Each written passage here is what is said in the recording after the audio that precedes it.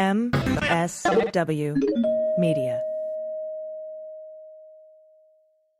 News with swearing.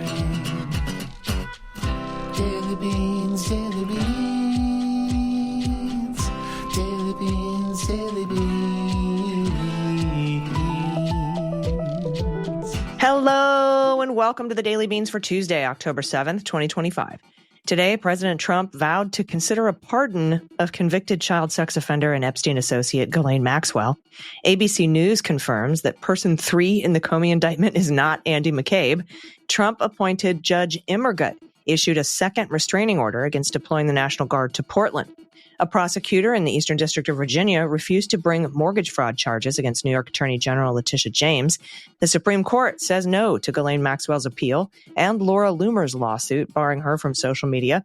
And a judge has scheduled an emergency hearing in the Chicago National Guard deployment case. I'm Allison Gill. And I'm Dana Goldberg.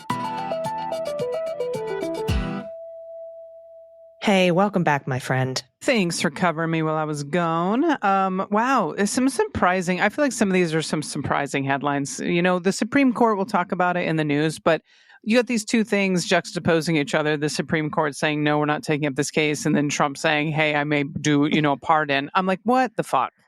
Yeah, it's absolutely ridiculous. We actually have the clip of him saying that he will consider a pardon. I don't know anything about it. I'll consider it. I won't consider it. I don't know. I'll ask the DOJ. Let's listen to the clip. Today, Mr. President, Say it. The Supreme Court is back in session. Yeah. They rejected today an appeal by Ghislaine Maxwell to overturn her conviction. That means her only chance at getting out of prison is a pardon from you. Is that something you're open to? Who are we talking about? Ghislaine Maxwell. I haven't heard the name in so long. I can say this, that I'd have to take a look at it. I would have to take a look. Did they reject that? She wanted to appeal her conviction. And what happened? They said that they were not going to hear her appeal. I see. Well, I'll take a look at it. You're I will speak to the DOJ.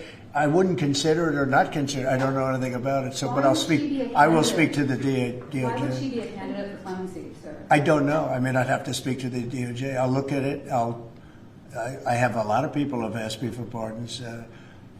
I call him Puff Daddy has asked me for a pardon. But she was convicted of child sex trafficking. Yeah, I mean, I'm going to have to take a look at it. I'd have to ask DOJ. I didn't know they rejected it. I didn't know she was even asking for it, frankly. Steve? So, yeah, we'll talk we'll talk more about what the Supreme Court ruled there. But I mean, just to even say, I don't even know who that is, really. Come on, seriously. You told Todd Blanche to go move her to a low security. Come on. Anyway, just ridiculous. And we should note that there will be a press conference tomorrow with Epstein survivors. Good. And that press conference is going to be about the discharge petition. Everybody keep calling. That's your good trouble today. Keep calling Mike Johnson's office to have Adelita Grajava sworn in. She is the 218th signature. And right now, the people of Arizona 7th are being taxed without representation because he won't swear her in. Joshua Aaron appeared on Rachel Maddow last night after we interviewed him for the Beans yesterday. So thanks to everybody for listening to that interview. And we could have some breaking news pretty soon in that story. So stay tuned to my Substack. That's MuellerSheWrote.com. And also there, you can watch the coverage of the emergency Sunday night hearing in the Portland National Guard case. I spoke with Anna Bauer and Adam Klasfeld on Substack Live, no paywalls. And by the way, we're going to include the audio from that discussion later in the show today. Great. Yeah, so you can learn all about what happened in the very late night, Sunday night emergency hearing about the Portland deployment of the National Guard. And also Judge Perry held a hearing on Monday about the Chicago lawsuit against the deployment of the National Guard there. And she said, basically, the DOJ wanted another week to respond. And she's like, no, you have until Wednesday, which is tomorrow. And we'll have a hearing on Thursday. So we'll be covering that here after it happens. And Dana, there's some breaking news happening right now out of the Chicago Sun-Times.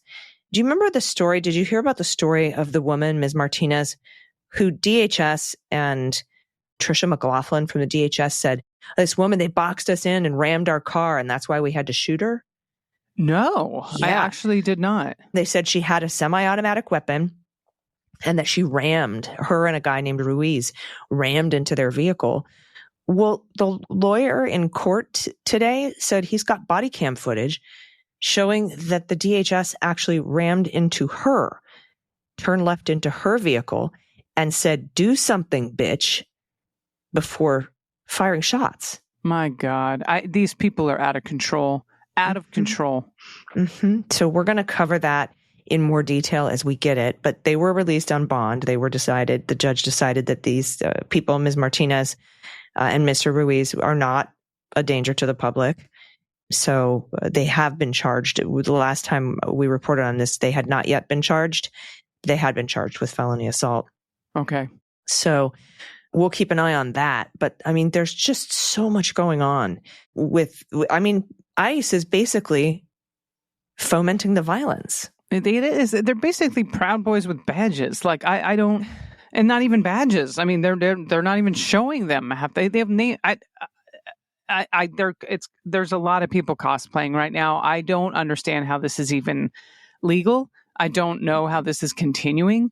But I am glad that there's some pushback. But clearly, people are starting to be hurt, and the violence is coming from that side where they really want to. I really do think they want a civil war in this country. I really think that they are pushing for violence so that Donald Trump can say, "Oh, we have an emergency.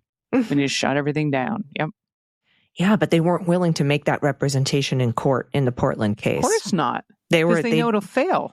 Yeah, they just used technicalities. "Oh, your memo said that you can't deploy the Oregon National Guard. You didn't say anything about Texas or California." And she's like, "Mr. Hamilton, you are an officer of the court. And you're trying to..." Mr. Hamilton. Mr. Hamilton. She must have said it like 5 times. Mr. Hamilton, please. Oh my God. And so, yeah, so that's just another example of the Trump administration telling one set of facts to the public, but not being able to back it up in court because, they'll get sanctioned and lose, potentially lose their law licenses. So it's absolutely bonkers. And I'm hoping that Judge Perry also issues a restraining order against the deployment in Chicago. Yeah. And Harry Dunn and I are going to cover this tomorrow in more detail, but MSNBC is reporting that a federal prosecutor named Elizabeth Yusi in the Eastern District of Virginia actually declined to prosecute Tish James for mortgage fraud, saying there's not even any probable cause here, let alone beyond a reasonable doubt, which is the same thing that Eric Siebert said about Comey, but then Lindsay Halligan swooped in and indicted him anyway. But we'll see how long her job lasts. Oh, boy. Yes, we will. We touched on this earlier just for a second, but the Supreme Court actually refused to grant Ghislaine Maxwell her appeal of her conviction. And afterwards, Trump told reporters, like we said, he was considering that pardon.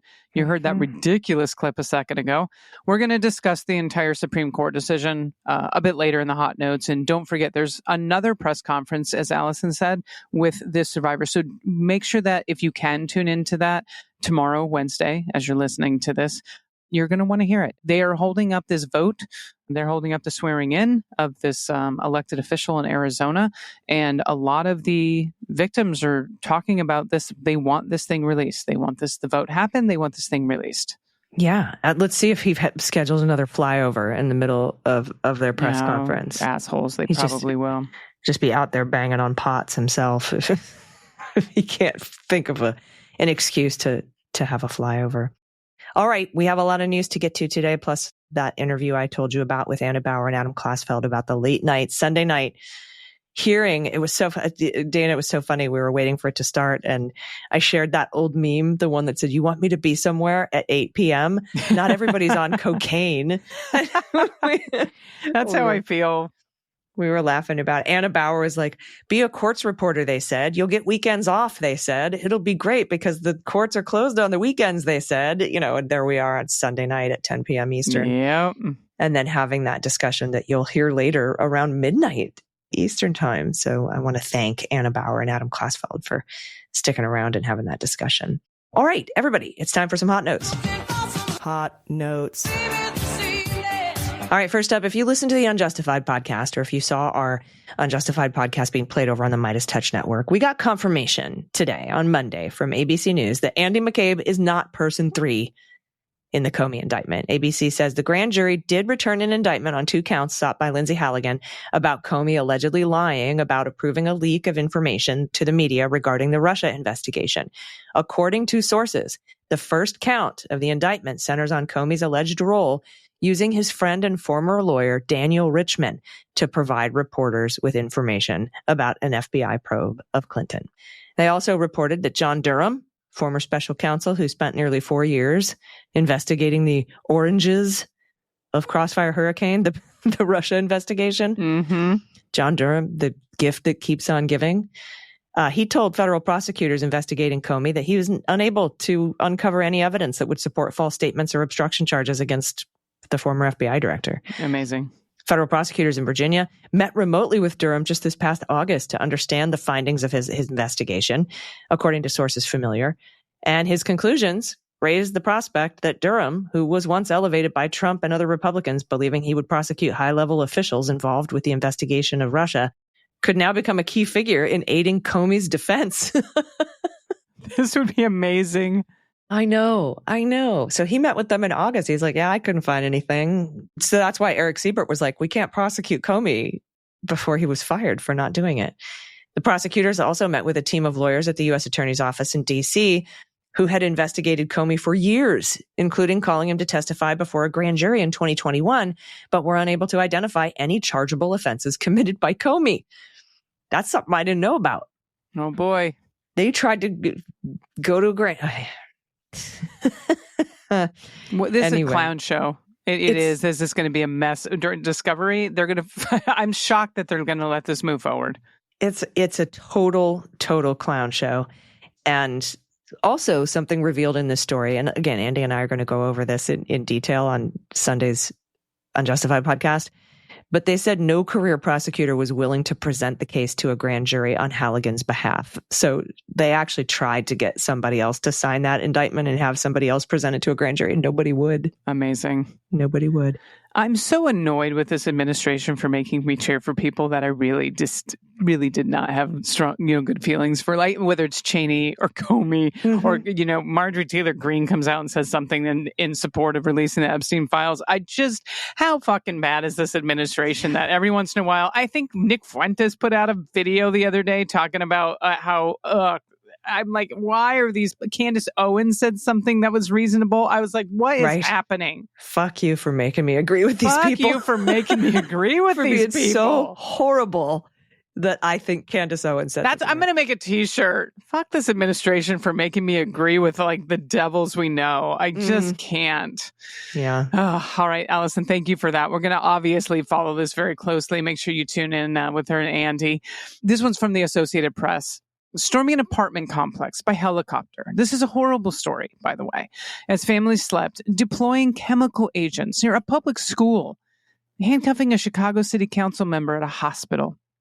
Activists, residents, and leaders say increasingly combative tactics used by the federal immigration agents are sparking violence and fueling neighborhood tensions in the nation's third largest city. We're talking about Chicago, everybody, and this is a quote. They are the ones that are making it a war zone. This is from Pritzker. He said this Sunday on CNN. He said they fire tear gas and smoke grenades, and they make it look like it's a war zone. More than 1,000 immigrants have been arrested since an immigration crackdown started last month in the Chicago area. The Trump administration has also vowed to deploy National Guard troops in its agenda to boost deportations. But U.S. citizens, immigrants with legal status, by the way, and children, they've all been among those detained in increasingly brazen and aggressive encounters, which have been popping up daily across neighborhoods in the city of 2.7 million and its many suburbs.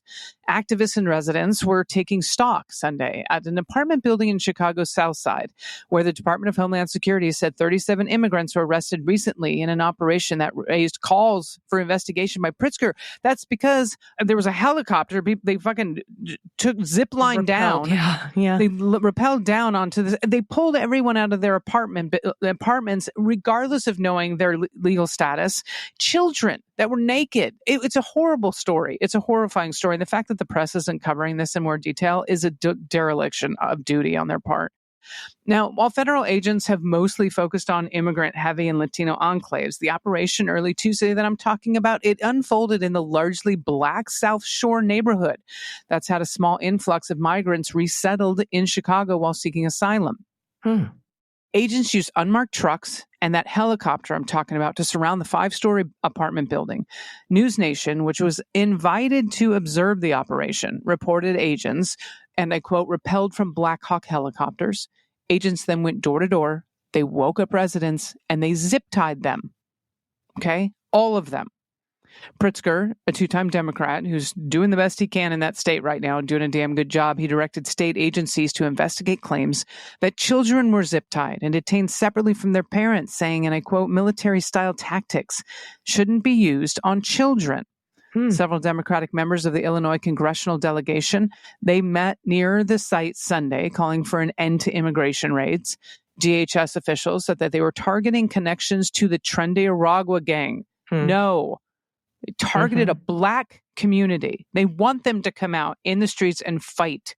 Yeah. I've seen so many videos from the black people in Chicago. They're like, we're not going outside. We are not going outside.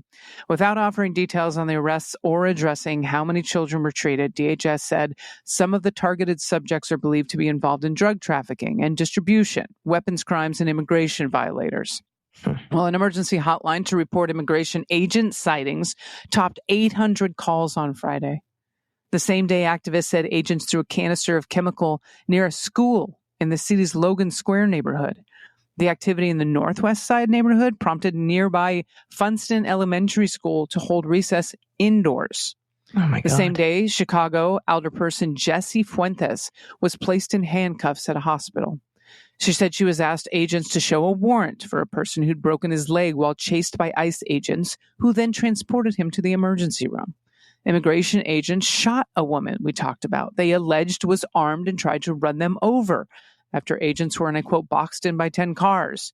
She and another person were charged Sunday with forcibly assaulting, impeding, and interfering with a federal law enforcement officer, as we talked about in a previous story.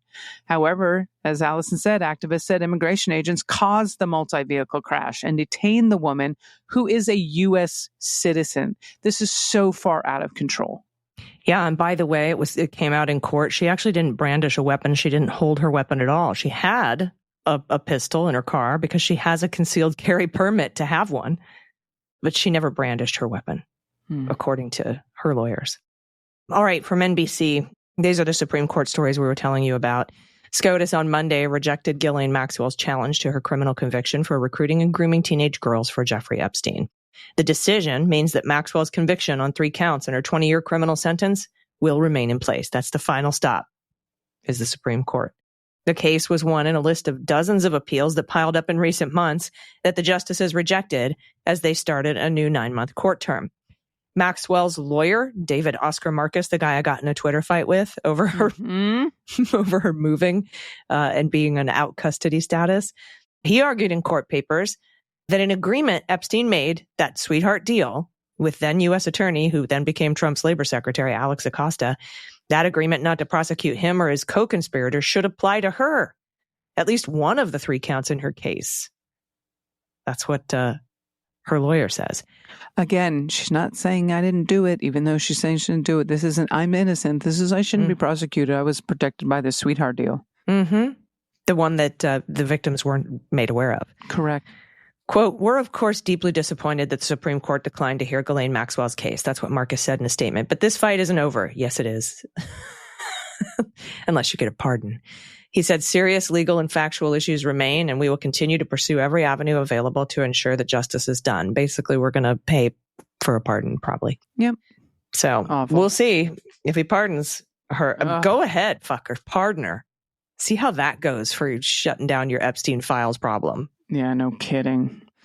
Oh, boy. Speaking, we're going to stay on the Supreme Court. This is from CNN. That court declined Monday to take up an appeal from Laura Loomer. Oh, no. The prominent far-right influencer and ally of Trump, who sued social media companies for yanking her off their platforms.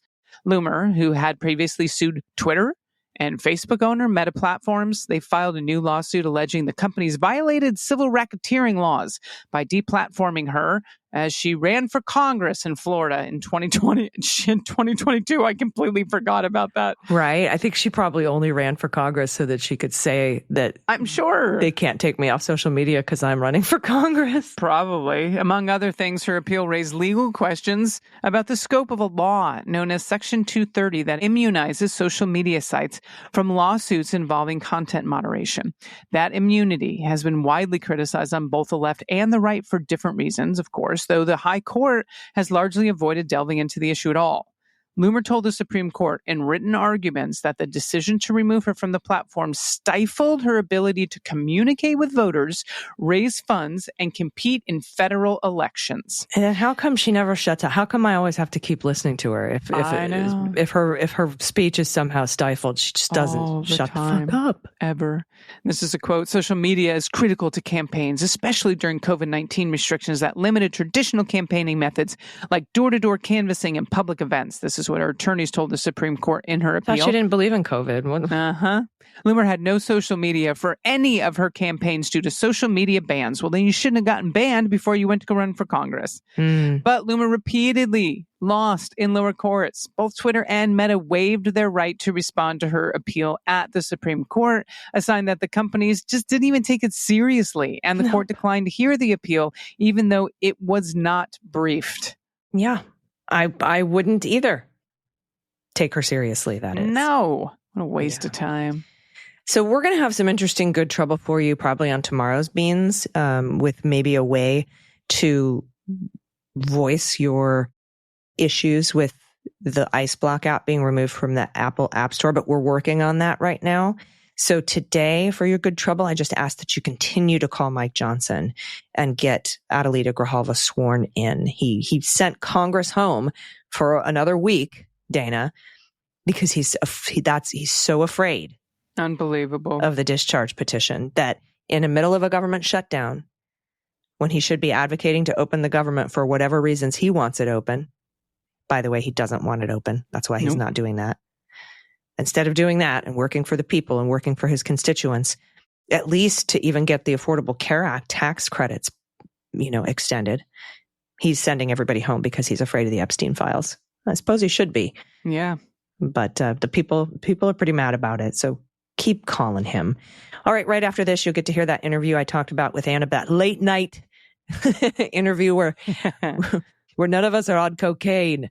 It was so late at night. But she and Adam Klasfeld are champs. They jumped on to a Substack Live with me and we talked about everything that went on in that incredible late night hearing presided over by a Trump appointed judge who Trump now hates. And of course, who Stephen Miller is now saying is an insurrectionist or whatever.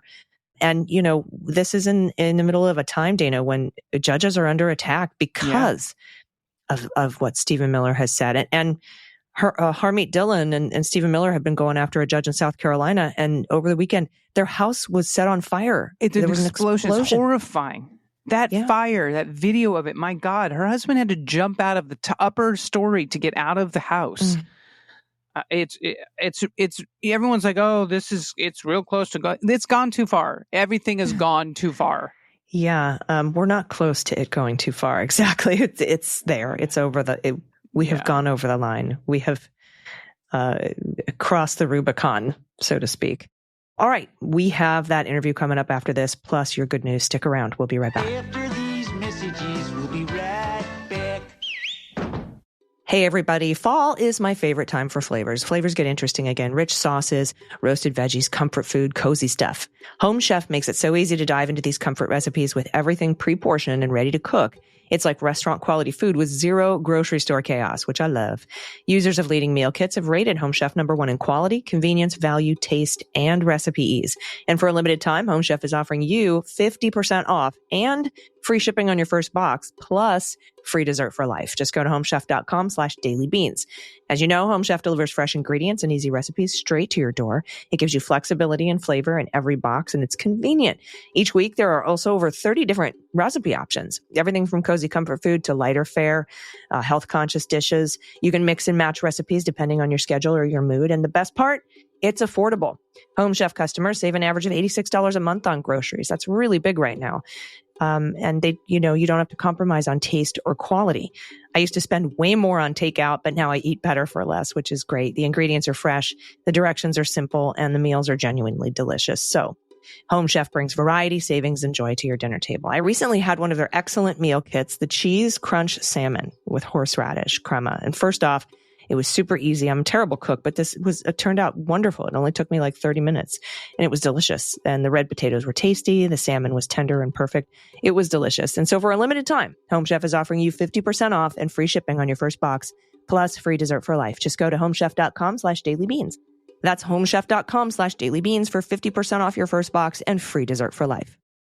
Hey, everybody. Welcome to the Breakdown and All Rise News collab. We don't have a Labubu, but we are here to talk about a hearing that first of all, it took 45 minutes, almost an hour to be able to get into this hearing because of technical difficulty. It was a hearing called pretty much last minute by Judge Immergut. And so I want to give a little... Now, we're going to see if Anna Bauer can join us in a little bit. I think she has to download the Substack app first. But let me set the scene. Okay. So it was yesterday, right, that Judge Immergut's ruling came out. And please, everybody, welcome Adam Klasfeld. So she issued a temporary restraining order saying there's nothing on the ground in Portland that justifies the calling out of the National Guard. And although she says, I don't have all of the briefing and all of the stuff, this is an emergency hearing, and in order to issue a temporary restraining order, I don't need all that. I just need sort of a first look. And her impression is that sending out the guard was just, the wrong idea under 12406, which is the authority, I think, that Donald Trump wanted to call it the Oregon National Guard with. I could be wrong on that, but you'll correct me if I am. So she issued a temporary restraining order saying there's no need for on the ground for the guard. There's like 6 people, and one of them's dressed up as a giant inflatable capybara. So no, we don't need the National Guard here. So that was yesterday. Then Donald Trump and the Trump administration, Pete Hegseth, called up already federalized Guard in California. These were guards that were National Guardsmen that were federalized in June to the response to the war-torn, war-ravaged nothingness that was going on in Los Angeles at the time. And that order still stands. So they just moved those already federalized guard to Oregon, and they were on their way. So then the lawyers for Oregon and California joined the lawsuit. California comes in. Gavin Newsom joins the lawsuit. Says, you can't take our guard. We need them for wildfires and stuff and our own stuff. We're California. Hey. And so and then Hegseth puts out an order that he got permission from Greg Abbott to deploy Texas National Guard to Oregon and Chicago. So now the judge called this late night hearing, emergency hearing, because California and the city of Portland and the state of Oregon are all, they wanted a second restraining order saying that the DOJ is just circumventing Your Honor's order, because the order is grounded in the fact that the guard isn't needed. And since Your Honor said you blocked the Oregon National Guard, the DOJ exploited that by saying, well, we'll send California Guard and we'll send Texas Guard. And so we're playing a game of whack-a-mole. And I have to tell you, my impression is that Judge Immergut, who is a Trump appointee, is pissed off about this.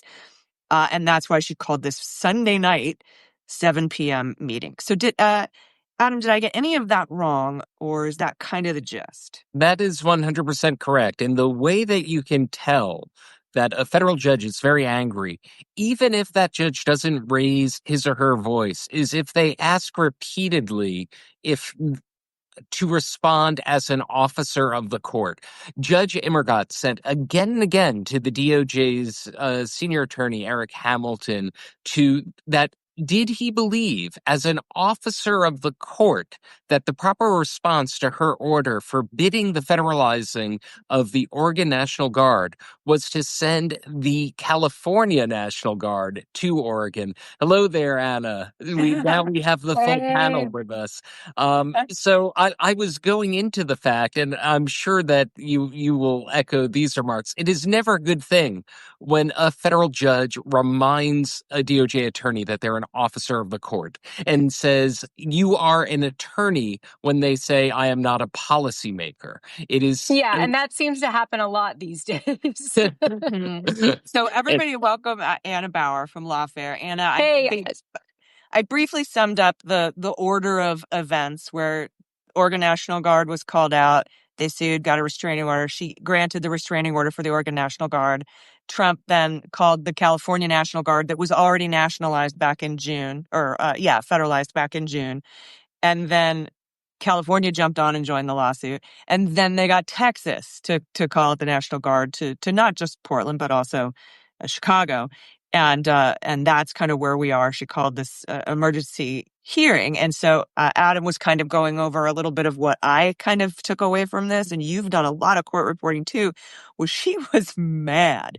Mr. Hamilton, like multiple times. And as Adam just brought up, reminding him that he's an officer of the court. So everybody welcome Anna Bauer to the discussion. Hey, Ann. Yeah, thanks for having me. And Adam, please continue. I didn't mean to interrupt you because you had a great train of thought there. I just wanted to remark that, you and I both go to these same hearings over and over again, where it seems like I hear so much all the time, judges saying to DOJ attorneys who are probably not used to it, where the judge says, as a reminder, you are an officer of the court with an ethical duty, the implication being that they have an ethical duty of candor and honesty. But please, Adam, continue, because that was a great comment.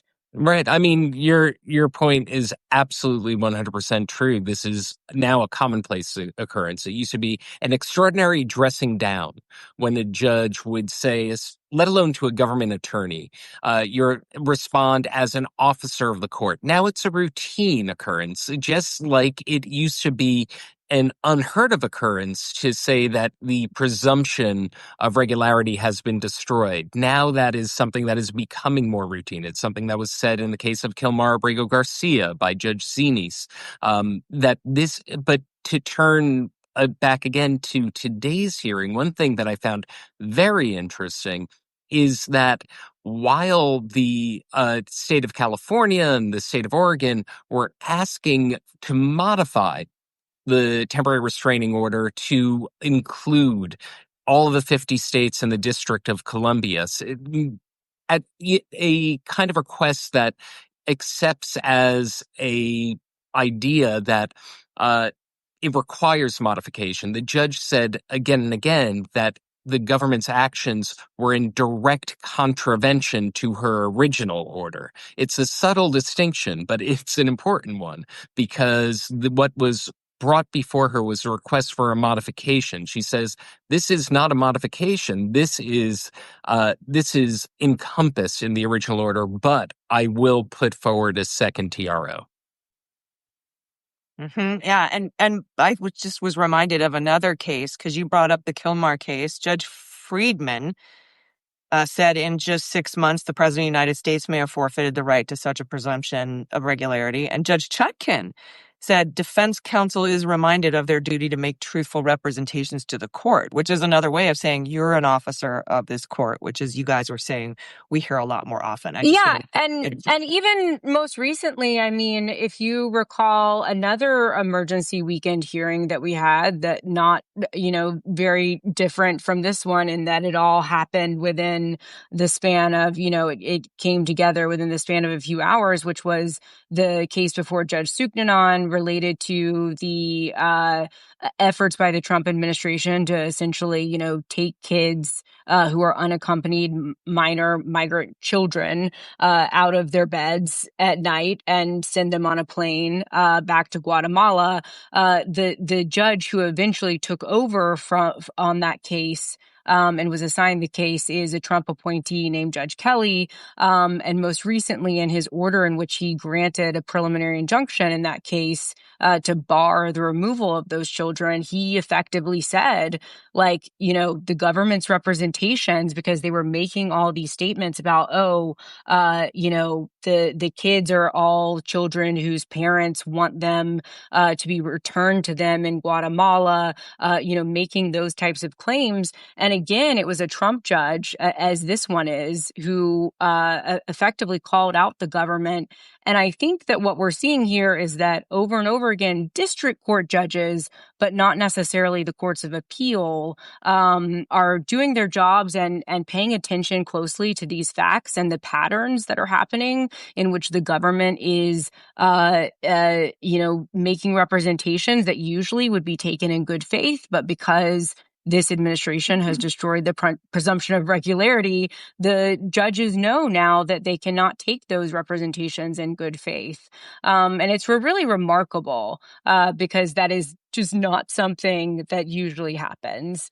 Right. Yeah, Right. I No, have a question for you guys right. about the narrow reading that the DOJ had of Judge Immergut's order from her first one from yesterday, which feels like 10 years ago. Because what it said, I thought it was just going to be, you just said the Oregon National Guard, nothing else. But what they're actually hanging this on, and Mr. Hamilton is the person who is arguing for the DOJ, and help me understand this, is that they're going off of an order to nationalize or federalize the California National Guard from June, saying they're already federalized and we can use them for whatever we need them for. And they're saying we need them in Portland. And that's why this is not in violation of your order yesterday. So not only is it just, you only said the Oregon National Guard. And I think what was really frustrating to the judge was she was like, the basis of my ruling wasn't where the guard comes from. It's based on the fact that there's nothing on the ground that warrants it. But why are they going with, we're using already federalized guards or guardsmen from California as opposed to just a broader, we should be able to pull National Guard however we want because you only said Oregon's National Guard couldn't be deployed. What's the thinking there?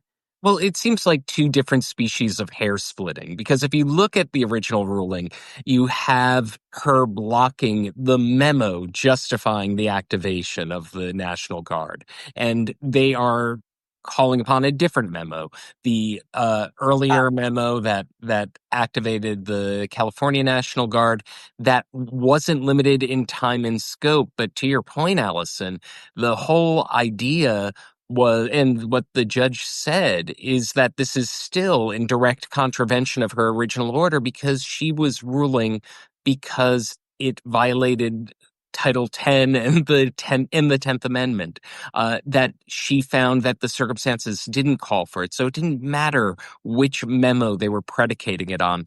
I wanted to echo one of the things that Anna said and kind of put kind of the big picture to the fact that we're all here now on about 15 minutes till midnight on East Coast time, the extraordinary becoming routine that these things now happen late on a weekend. It's happening on the July 4th weekend when we had the showdown in the District of Massachusetts in a major immigration case where the Trump administration fought for and got the right to whisk people away to a country in Africa that they had no connection to.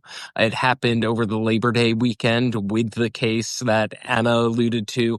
And these emergency decisions, it shows the judges stepping up at all hours on weekends, on holidays, at the district court level. No matter- Boasberg showing up in jeans and a t-shirt because he couldn't get his Correct. robes because he was there on a weekend to stop those planes from going to El Salvador.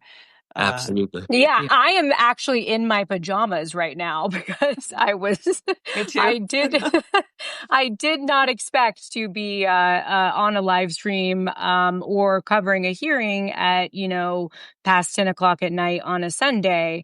So it That does was your underscore. post on Blue Sky, by the way. Right. You were like, "Oh, report for the courts," they said. "It'll be great. You'll get your weekends off." Everyone always says that, but it's never true. I mean, it has, to be fair, it has not been true for covering the Trump trials and all of that. It's been, as you both well know, it's always crazy. You're always on call. But Allison, I think to your original question, I do think Adam is right that when I was looking at it, it feels a little bit like this idea of following the letter, but not the spirit of the judge's order. Because if you look at the very last line of that order, as Adam pointed out, it does say that I'm entering a TRO, barring implementation of the memorandum that was issued with respect to the federalization of the Oregon National Guard.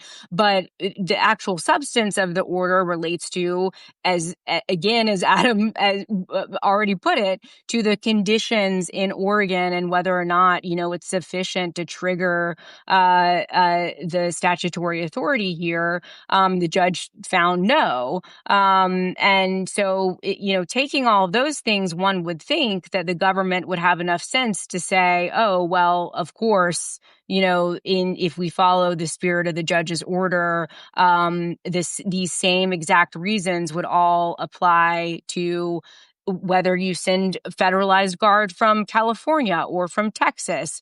But they did not do that. And I think that's why the judge was so unhappy with the government tonight. Yeah, and I think judges are starting to change the way that they do orders, too. We saw a judge say in court now a couple of times, "Is my oral order enough for you, Yeah. or do you need it in writing?" Because the way they tried to get around Boasberg's turn the plane around order is they said, "Oh, well, you just said that with your mouth and words in court. It wasn't in your written order, so we didn't feel we had to follow it." So now judges are like, is the words that are coming out of my mouth, do you understand the words that are coming out of my mouth? Is that enough for you? And they've had to say yes. So I imagine now we're going to start seeing judges, particularly in these guard restraining or temporary restraining order cases, being like, okay, so now I can't just say the memo. I can't just say the Oregon National Guard. If I have to say any National Guard or the DC National Guard, in order for my point to get across, because there's no presumption of regularity and y'all are a bunch of jerks, I'm going to have to change the way I issue orders. One more. Oh, sorry. Go ahead. Oh, no, I was just going to add that, it is very much giving instructions to a kindergartner a little bit. That's what I think of whenever I see some of these judges dealing with the government now, because they see the experience that Judge Boasberg had where, there was a little bit of wiggle room in the order that he issued, although I don't think so on a fair reading, but obviously the DC Circuit, there's a whole backstory there, but basically it was enough to which at least 1 to 2 members of the DC Circuit saw it sufficiently ambiguous in that order regarding the flights to El Salvador, that he wasn't able to really hold anyone to account, at least thus far. And so a lot of these judges, I think, if they're paying attention, as I said, are trying to go to great lengths to try to really break things down to kindergarten levels of this is how you follow my instructions. This is what every single word or phrase in my order means, because they think that's the only way to ensure compliance. And they're not entirely sure that the appeals courts are going to have their backs if it does come to trying to ensure post hoc compliance or after the fact compliance. Yeah, I was like, at first I would just ask my ex-husband to clean the kitchen, and that eventually turned into, okay, I need you to wash the dishes, wipe down the counter, lift up the coffee maker, wipe underneath the coffee maker, put the coffee maker back down, use soap. It gets a little bit ridiculous that you can't just trust the spirit of an order anymore. Adam, let me ask you a question, and Anna, you can chime in too, because this is something I'm a little confused about. The judge was asking toward the end of this hearing about what the Ninth Circuit is going to do, because the government has filed an emergency stay. Please stay this order with the Ninth Circuit Court of Appeals, and has filed the same with Judge Immergut, and asked for an administrative stay as well. And she was asking how, if she issued a modified order or if she issued a second order, how would that be impacted? How could her order, or would her order be impacted if the Ninth Circuit granted an administrative stay, or another type of a longer stay? So could you maybe explain that a little bit? And then also, there was one other thing I wanted to ask about. Oh, the administrative stays. By the way, I was like, I thought the hearing was over, and then Hamilton was like, oh, one more thing. And I was like, oh my God, what? You want to continue to talk to this judge right now? He's like, yeah, what about our request for a stay and an administrative stay? And she's like, it's denied, court adjourned. Like, it was, she was really upset. But can you answer that Ninth Circuit thing and how the difference between a second restraining order versus a modified restraining order? Because she was reluctant to modify her order. Yes, so I think you just said it, Allison. At the end of the day, she drew the kind of subtle distinction of her original order she found was directly contravened. And so there was a violation of her original order.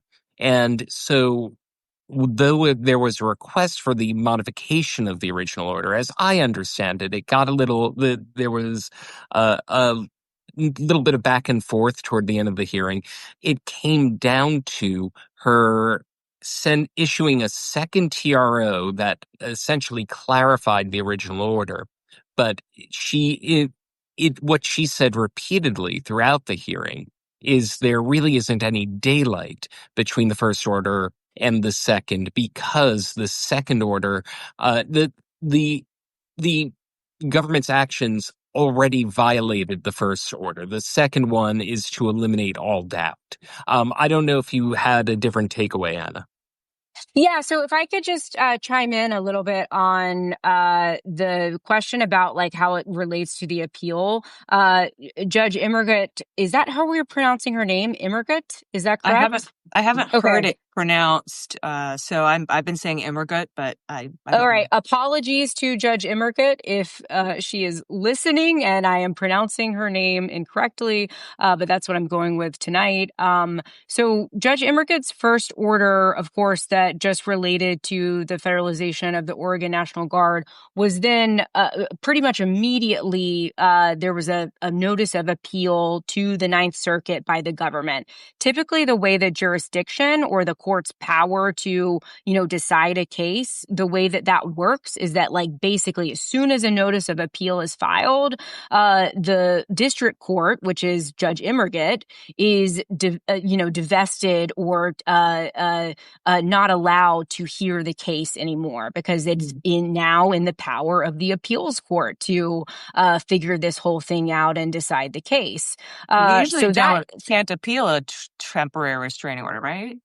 Well, so there's also that issue as well, which I think we don't necessarily need to get into, but there's a kind of longer story there about, like, usually you can't appeal a TRO or a temporary restraining order. Usually you only can appeal a preliminary injunction or above, basically.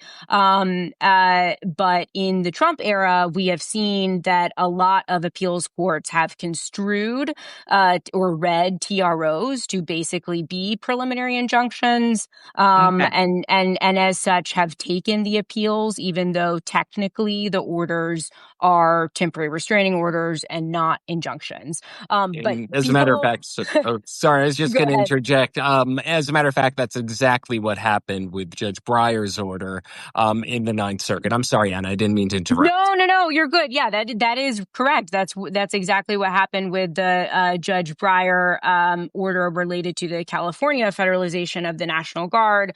But what's important here is that as soon as that notice of appeal is filed by the government, typically it all kind of goes to the appeals court, and the trial court judge or the district court judge, which is again Judge Immerget, doesn't have any power to do anything anymore. And that relates here to what was going on with issuing a new order as opposed to a modified order, because that original order was already at the appeals court, basically, by the time the second request for a temporary restraining order got to her. So that's why at the very end of the hearing, she was asking, how does all of this relate to what's going on at the Ninth Circuit? There's also maybe a different question as it relates to California, because there's separate litigation that is now on appeal to the Ninth Circuit. But just to make it a little bit less confusing for the non-lawyers, the basic issue here was kind of how do I have power to issue this order if, it's already at the appeals court? And the answer was, you can issue a new order. There are all these new circumstances, that kind of thing. That's why relates she was to concerned about modifying an order that was with the Right. Ninth Circuit. Exactly, because she can't modify it now because that's already at the Ninth Circuit. But the changed circumstances with the fact that the California National Guard, which is not the original circumstances of the initial order, and then also now the Texas deployment of, Texas National Guard troops, which just came up minutes before the hearing, she was able to cite those two things as a reason to, issue a whole new order as opposed to just modifying the other one. To have jurisdiction back on something. Mm-hmm. Yeah. I'm seeing a number of commentators talk about fear for what's going to happen in Chicago and how it came up during. I just want to mention something about that because I see a lot of folks commenting about that. The one thing that did come up in the hearing was the possibility of sending the Texas National Guard to Chicago. I think one of the important things about public hearings like these show the limitations of Trump's power. Now, if you look at the Posse Comitatus trial in California, what we saw is that for all of Trump's claims that he's going to deploy the military for use in civilian law enforcement during the trial in California, what was found out was that they detained people a grand total of 2 times. They violated the Posse Comitatus Act, Judge Breyer found, by trying to use the military for traffic control and other civilian purposes. But for all of the talk of the Trump administration, the second these plans go into action, we find that that according to a Reuters investigation in Washington, D.C., the law enforcement activity in the city hasn't meaningfully changed over that time. So I think the public hearings here, that this isn't to minimize how unconstitutional and how lawless a lot of these actions are. It's also to cast a realistic view on the limitations of Trump's actual power. And what the courts keep doing is showing how limited those powers are, even in a system of a very, very high deference to the executive over control of the military.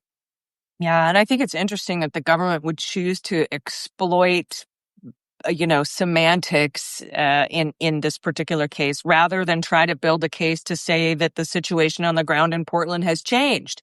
I mean, it looks like the DHS is doing everything it can to be like, people are ramming into our cars and blocking us in. And I mean, a lot of it is unfounded, and we don't have the details on that yet because only the DHS is putting out these press releases.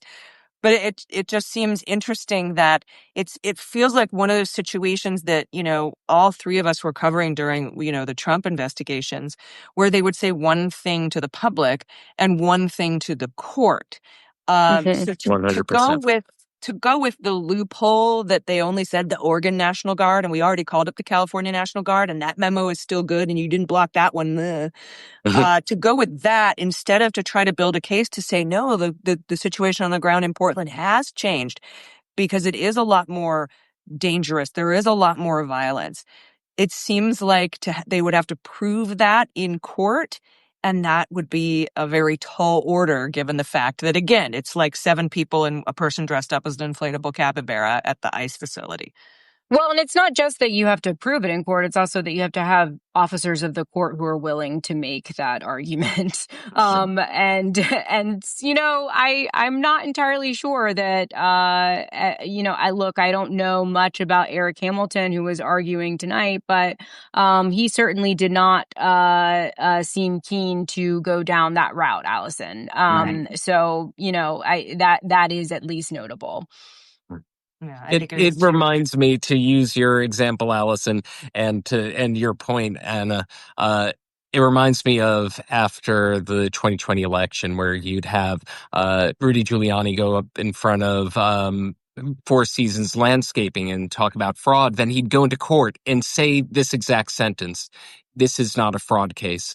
For Trump attorneys said that exact sentence in the wake of the 2020 presidential election. For all of this lying that there's such a thing about the Department of War. No, there's no such thing. If renaming of a federal agency happens through Congress, there's no such thing as a Secretary of War. There is no war on American cities. That is what is being said by this administration to scare the people of those cities, to intimidate the people of those cities from exercising their rights. I think it's a basic point that needs to be articulated, that when these lawyers are put in front of a court to actually say what's going on and what the actual policy of the United States is purports to be, the messaging changes. They cannot lie quite as flagrantly. Well, I want to thank you both. Everybody, please follow Anna Bauer. She's got an amazing Substack called Slip Opinion. You're going to want to subscribe to it.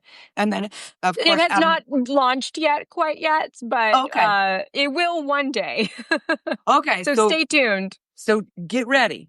And then, of course, All Rise News, Adam Klasfeld. And it's, obviously that it's free to subscribe. But if you can support independent journalism, please do. And also, support Lawfare, where Anna works doggedly with some incredible podcasting and writing and reporting for the courts. And you can support them as well. So thank you, Adam. Thank you, Anna. Do you have any final thing? The only other thing I want to say is I think it was interesting that while we were waiting about an hour to get into the hearing because of the technical difficulties, that all of us in this little universe were texting one another. Like I was texting with Kel at National Security Counselors, Anna, Katie, Fang, who's out and about and was listening and working hard because she works so hard. Adam, another friend of mine I was texting with, and we were all sort of going back and forth, waiting to get into this hearing, and communicating with each other. And so I think that this community of independent journalists is just so important for everybody, so that they can get these like blow by blow on the ground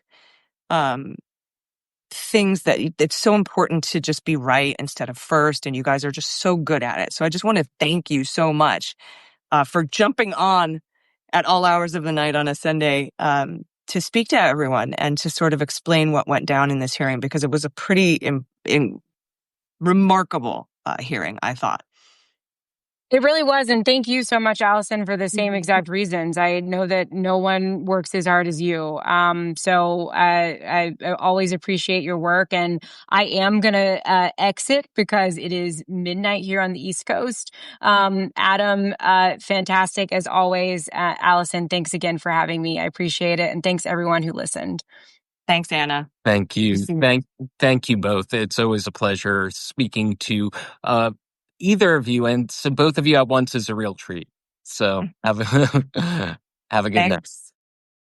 Everybody, welcome back. It's time for the good news. Who likes good news? Everyone? Then good news, everyone.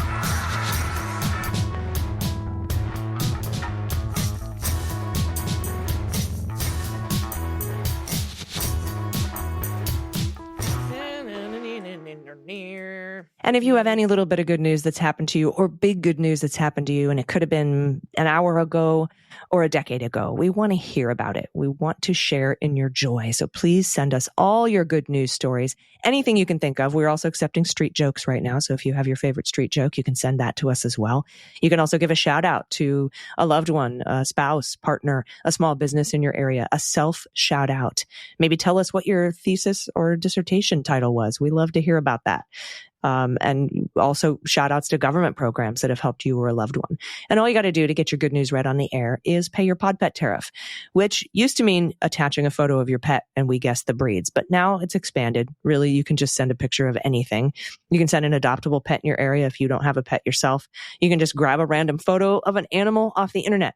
I will even accept the inflatable capybara that's been peacefully protesting outside of the Portland ice facility. There you have it. Anything like that. Any photos of maybe rallies that you've been to that you want to share, maybe what you're making and creating. Maybe you're crocheting or knitting or painting or writing poetry or doing something to keep yourself occupied. We need ideas for that. So send it all to us. dailybeanspod.com and click on contact. First up from Anonymous. What do you think about continuing the idea of the so-called most transparent administration ever by starting to refer to Stephen Miller as the president and Donald Trump as his mouthpiece? If you like this idea, pass it on to all of your independent media friends and let's see what happens. That's not a bad idea. Thank you for that, Anonymous. All right, this is from James, pronounce he and him. A big shout out to my wife and myself, still doing a fantastic job in the federal government. Thank you, James, and your wife. But in this environment, we can't tell you which departments we work in, understandably. We both still listen to your podcast every chance we can get. Keep up the great work. Attaches a photo of our youngest cat, a Torby, Miss Amelia, having a rare moment of calm under the temperature blanket my wife knit last year. This is such a sweet photo. Look at the baby. Now I want a nap. That makes me want a nap. It really does make me low sleep. With a knitted blankie. Thank you for that. Next up from Brenda from Richmond. Oh, awesome. Pronouns she and her. Hi, ladies of Leguminati. As always, you are a brilliant burst of sunshine in this increasingly degraded and fucked up country we used to be happy to call home. Thank you for your continuing work and providing great community in these trying times. I want to share some heartwarming good news from Richmond, Virginia. Our cat-loving community is celebrating the safe return of Francine, a sweet stray kitty who has called the West Board Street Lowe's store her home for the last 8 years. Oh my God, Francine, the Lowe's kitty on West Broad Street. I love that. In mid-September, Francine was accidentally stowed away on a delivery truck bound for a Lowe's distribution center in Graysburg, North Carolina. The Richmond community and the West Broad Lowe's store employees were distraught when they couldn't find Francine and jumped into action to track her down.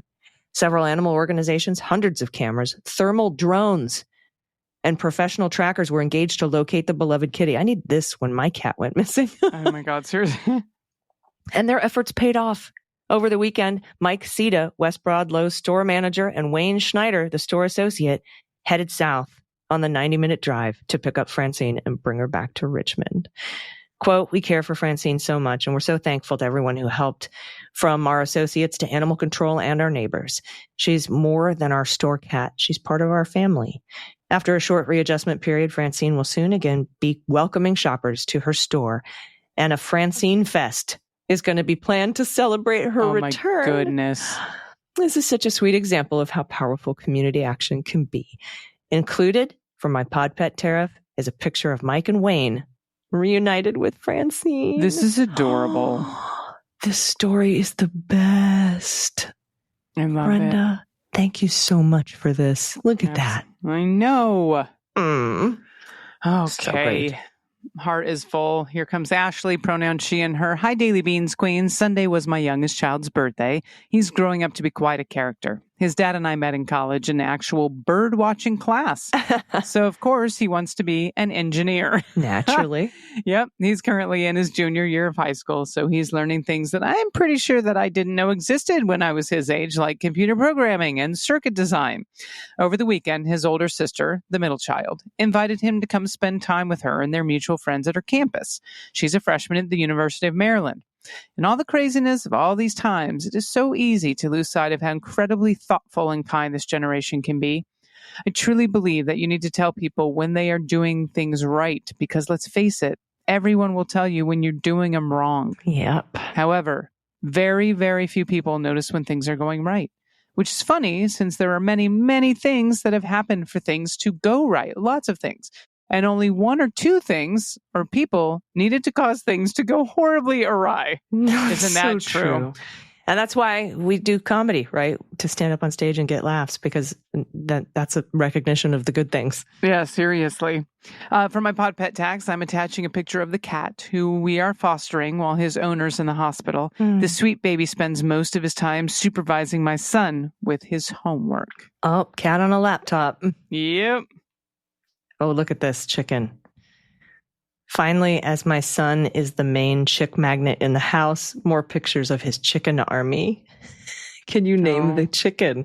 Oh my God. Oh, there's more. Is that a silky? Let's see. It looks like a silky chicken. It's beautiful silky hen. Oh, CC short for cream cheese. Cute. And hiccup. Oh, a lace duckwing and a chatty breed that I didn't know existed until she joined our flock. Oh my God. Aww. He's a chick magnet. Get it? That's adorable. Last time I sent you pictures of crested cream leg bars. That's right. I was like, I've never heard of that. Oh, that's wonderful. Thank you so very much for that update, Ashley. All right. Next up from Anonymous. Hello, ladies. The morning after the Chicago military night raid on the apartment complex, I received an email outlining our district's guidelines for protecting children from the federal government and its masked mercenaries. Now, at pickup, parents are required to come up to the doors to escort your child off the property so the goons cannot harass minors. At a neighborhood school, not the one my children go to, I noticed fence posts recently installed around the playground. The sad part is that this is necessary to protect our children from the federal government that's actively shielding clients of a sexual abuse empire. The good news is that locally, we're doing everything we can in an attempt to protect children. Don't know how well of a fence will hold up against a military invasion of a school, but at least it's something. I've never heard you guys talk about dragonflies, but for my tariff, here is a white-faced meadowhawk that buzzed me while at work. I decided to follow it until I was able to get this picture with my phone. Good luck to you and all of the legume heads. May you always be in good graces with the deity of your choosing. That's a very wonderful salutation. I do love dragonflies. One of my favorite movies, Anonymous, when I was a kid was Disney's The Rescuers with Evinrude, the dragonfly. Yeah. Sweet. All right, up we've got Ray, pronoun she and her. Hello, fellow resistors. I'm a fairly new subscriber, and I listen to your show daily. Hi, Ray. 2 people suggested I follow you, and I listened. And I want to talk about,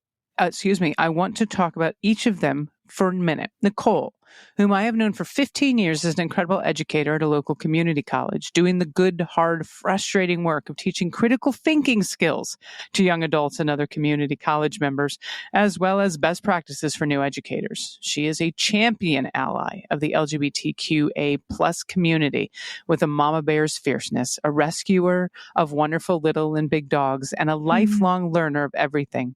It's so inspiring to witness her changing students' lives for the better.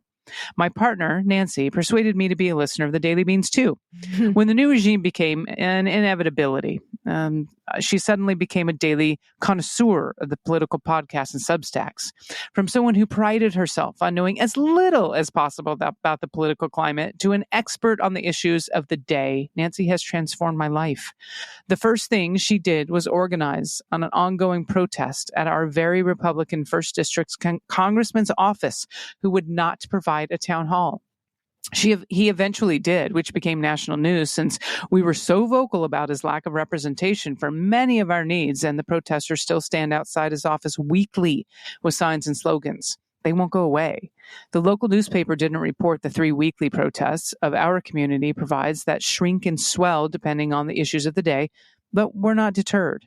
Nancy spent most of her work in life in a thankless job serving eligible people of our country in receiving SNAP, Medi-Cal, and Medicaid. It was hard to say no to people who needed resources, but didn't quite meet the eligibility. It felt heartless to deny services to people who did not have the skills to provide the necessary paperwork, but were very qualified. And it tormented her to rip away resources from clients who missed a crucial resource because they became homeless or their contact information changed. These two are my sheroes. I have enclosed pics of my silly grandpups and my new favorite t-shirt. Let's all cause a kerfuffle. Thank you all for what you do for us. Oh my God, these puppies. Off to cause a kerfuffle, and it's a little frog with a wizard hat riding a bicycle. Love it. And those pups are cute as shit. Look at those babies. Yeah. Kerfuffle's a great word. I love those words like bedlam, shenanigans, tomfoolery, ballyhoo, brouhaha, kerfuffle. Yeah. Yeah, love those words. Thank you all. Thank you so much for that. And thanks for that great shout out there at the end. Everybody, we really appreciate your good news. Please send it to us, dailybeanspod.com, and click on contact. Thanks again to Anna Bauer and Adam Klasfeld for staying up late with me on Substack Live, MullerSheWrote.com. And you heard that interview today on the Beans. And stay tuned because we might have some more breaking news soon. Anything else you want to share today before we get out of here, my friend? No, I don't think so. No, I just all right. Wishing you all a great start to your week on day 2. Yes. Start to your week. You've been traveling. Yeah, I know. But we appreciate all the hard work that you're doing too, my friend. Thank you, honey. All right, everybody. We'll be back in your ears tomorrow. Until then, please take care of yourselves, take care of each other, take care of the planet, take care of your mental health, and take care of your family. I've been AG. I've been DG. And them's the Beans. The Daily Beans is written and executive produced by Allison Gill with additional research and reporting by Dana Goldberg. Sound design and editing is by Desiree McFarlane, with art and web design by Joelle Reeder with Moxie Design Studios. Music for The Daily Beans is written and performed by They Might Be Giants, and the show is a proud member of the MSW Media Network, a collection of creator-owned podcasts dedicated to news, politics, and justice. For more information, please visit mswmedia.com. MSW Media.